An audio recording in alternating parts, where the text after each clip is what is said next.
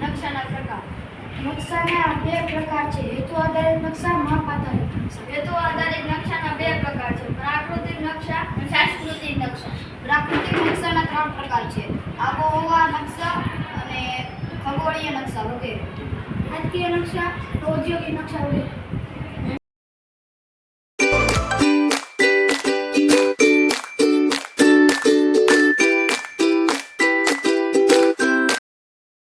ચંદ્રના કુલ 8 પ્રકાર હોય છે.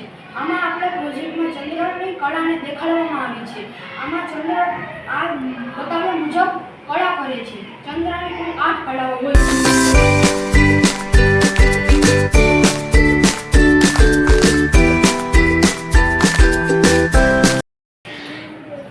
આ મારો પ્રયોગ છે. પ્રયોગમાં પ્રકાશ સીધી રેખામાં ગતિ કરે છે. આમાં 2 પુઠ્ઠા હોય છે, એની ઉપર 3 પુઠ્ઠા હોય છે. 3 પુઠ્ઠામાં પાણી ભરવાના હોય છે. પછી મીણબત્તી સળગાવીને તેનો જ્યોત જોવામાં આવે છે.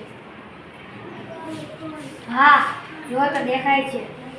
આપણે પુઠ્ઠાને સફેદ ત્રાસું કરીને જોઈએ તો જ્યોત દેખાતો નથી. તેથી સાબિત થાય છે કે પ્રકાશ સીધી રેખામાં ગતિ કરે છે.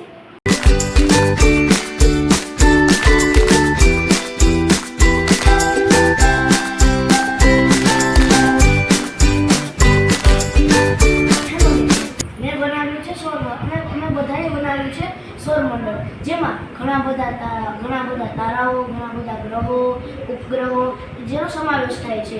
જેમાં સૌથી પહેલા તારો એટલે કે સન, પછી તેના પછી આવે છે મર્ક્યુરી, તેના પછી આવે છે અર્થ, તેના પછી તેનો ઉપગ્રહ મૂન, તેના પછી વેનસ, તેના પછી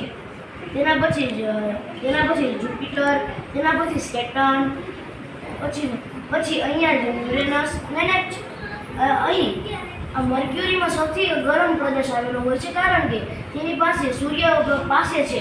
અને યુરેનસ અને નેપચ્યુનમાં ખૂબ જ ઠંડો પ્રદેશ આવેલો હોય છે, કારણ કે સૂર્ય તેનાથી બહુ જ દૂર છે.